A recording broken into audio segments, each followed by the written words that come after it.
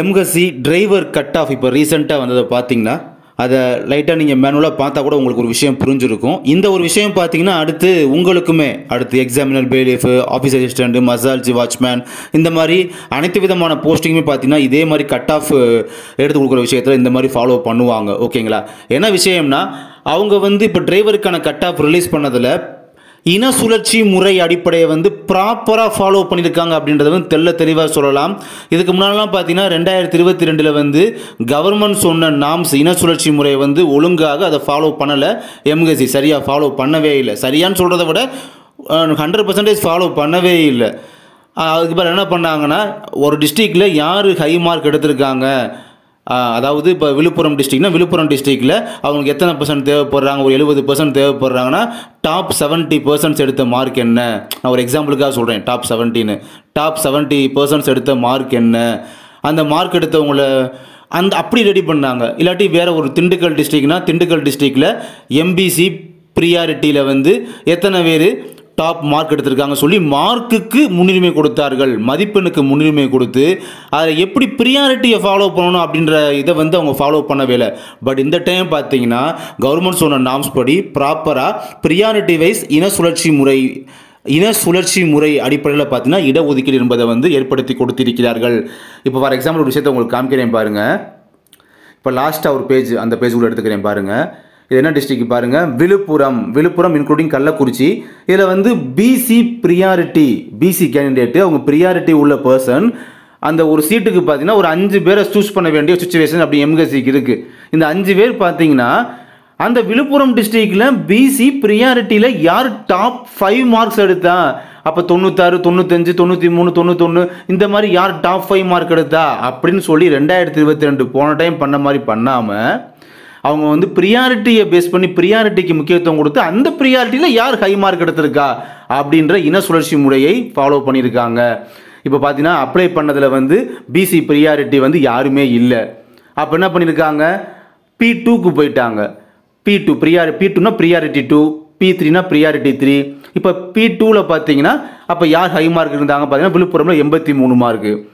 அடுத்த பர்சன், ரெண்டாவது பர்சன் வந்து P3 போகும்போது யார் அந்த டிஸ்ட்ரிக்டில் அப்ளை பண்ணல ஹை மார்க்னா 91 மார்க்கு. அடுத்து P4 போயிருக்காங்க. P4, P5 அந்த அப்ளை பண்ணது விழுப்புரத்தில் யாருமே அப்ளை பண்ணவே இல்லை டிரைவருக்காக. அப்போ ப்ரியாரிட்டி 7ல் வந்து அப்ளை பண்ணி வந்திருக்காங்க. அதில் யார் ஹை மார்க் பார்த்தீங்கன்னா 75 மார்க்கு. அடுத்து வந்து P8ல் வந்து 83 மார்க். இந்த மாதிரி அப்போ 4 பேர் சூஸ் பண்ணிட்டாங்களா. அப்போ லாஸ்ட்டாக 5வது பர்சன் எடுக்கும் போது P9, P10, P11 யாருமே அந்த ப்ரியாரிட்டியில் யாருமே அப்ளை பண்ணலை டிரைவருக்கு. அப்புறம் P12 பார்க்கும்போது அங்கே வந்து P12ல் யார் ஹை மார்க்கு 80 மார்க்கு. அந்த மாதிரி அந்த இன சுழற்சி முறைன்ற கரெக்டாக வருது பார்த்தீங்களா. ஆர்டர் பிரகாரம் வருதா, நம்பரை பாருங்கள், ஆர்டர் பிரகாரம் வருது பார்த்தீங்களா. அந்த இன சுழற்சி முறையை வந்து கரெக்டாக ஒழுங்காக அதை ஃபாலோ பண்ணியிருக்காங்க. கீழே பாருங்கள் எம்பிசி ப்ரியாரிட்டிலையும் பாருங்கள் P1, P2, P3 அந்த ரெகுலர் ஃபாலோ கரெக்டாக பண்ணியிருக்காங்களா. அதே மாதிரி மேலே பாருங்கள் P2, P3. அடுத்து இங்கே பாருங்கள் எஸ்சி ப்ரியாரிட்டியில் எந்த டிஸ்ட்ரிக்ட், காஞ்சிபுரம் டிஸ்ட்ரிக்டில் P2, P3, P7 அப்படின்ற அந்த நம்பர் ஆர்டர் பிரகாரம் கரெக்டாக ஃபாலோ பண்ணியிருக்காங்களா.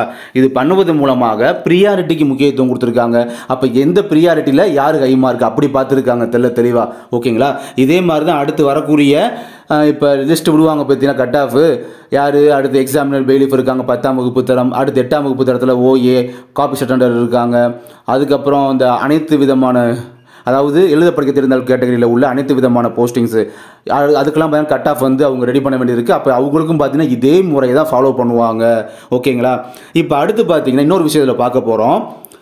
நான் ஆல்ரெடி வீடியோ போட்டு சொல்லியிருக்கேன் உங்களுக்கு.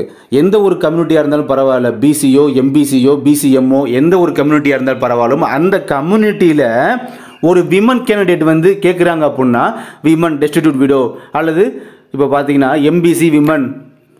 எம்பிசி விமன் அது தேவைப்படுது, இல்லாட்டி எம்பிசியில் விமன் டெஸ்டிடியூட் விடோ தேவைப்படுது அப்படின்னா அந்த டிஸ்ட்ரிக்டில் அந்த கேட்டகரி விமன் யாருமே இல்லை அப்படின்னா அதுக்கு பதிலாக ஒரு மேல் கேண்டிடேட்டை செலக்ட் பண்ணுவாங்க அப்படின்னு சொல்லியிருக்கேன். பார்த்தீங்கன்னா அந்த விஷயம் நடந்திருக்கு பாருங்கள். ஸ்டார்டிங்கில் உங்களுக்கு காமிக்கிறேன்.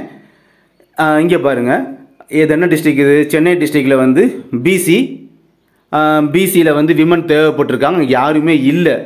அப்போ என்ன பண்ணியிருக்காங்க, யாரை கூப்பிட்டுருக்காங்க, பிசியில் ஒரு மேல் பர்சனை கூப்பிட்டுருக்காங்க. 90 மார்க் எடுத்த ஒரு மேல் பர்சனை கூப்பிட்டுருக்காங்க. இது டிரைவர் வந்து மோஸ்ட்லி வந்து லேடிஸ் போக மாட்டாங்க. அதனால் பார்த்தீங்கன்னா நிறையா பேர் ஃபீமேல் கேண்டிடேட் வந்து யாரும் போகாதனால இங்கே எடுத்திருக்காங்க. ஓகேங்களா. இன்னொரு இது காமிக்கிறேன் பாருங்கள். இந்த பாருங்கள், காஞ்சிபுரமில் வந்து இன்க்ளூடிங் செங்கல்பட்டு இங்கே பாருங்கள், ஜென்ரல் டர்ன்லேயே விமன் டிஸ்ட்ரிபியூட் விடோ என்ன போஸ்டிங், டிரைவர் போஸ்டிங். பட் யாருமே அங்கே அப்ளை பண்ணலை, யாருமே விமனே அப்ளை பண்ணலை.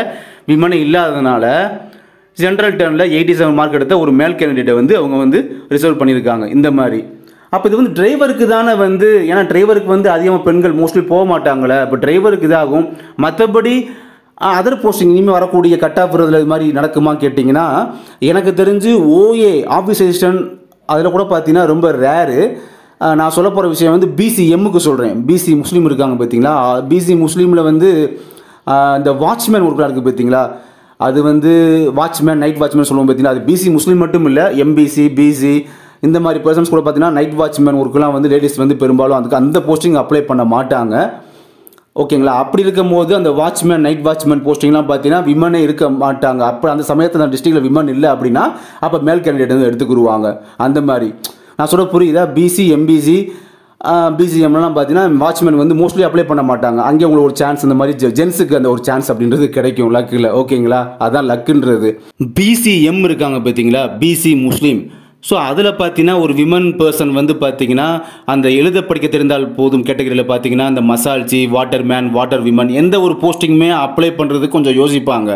அதனால் ஒரு டிஸ்ட்ரிக்டில் வந்து அந்த இடத்துல போய் பிசிஎம்முக்கு ஒரு விமன் தேவைப்படுது அப்படின்னா விமன் போய் அப்ளை பண்ணுறது கொஞ்சம் ரொம்ப இதாக ரேராக தான் இருக்கும். அப்போ அந்த இடத்துல பார்த்தீங்கன்னா ஒரு லக்கின் மூலமாக, ஒரு அதிர்ஷ்டத்தின் மூலமாக ஜென்ஸுக்கு வந்து வாய்ப்புகள் கிடைக்கலாம். ஓகேங்களா. ஆனால் இதே ஒரு விஷயம் நீங்கள் எக்ஸாமினர் பெய்லீஃபில், அப்புறம் ஆஃபீஸ் அசிஸ்டன்ட், காப்பீஸ் அட்டெண்டரில் அந்த மாதிரி போஸ்டிங்கில் வந்து நீங்கள் எதிர்பார்த்துட முடியாது. அதுக்கெல்லாம் நீங்கள் நினைக்கிற வாய்ப்புகள் அப்படின்றது கம்மி.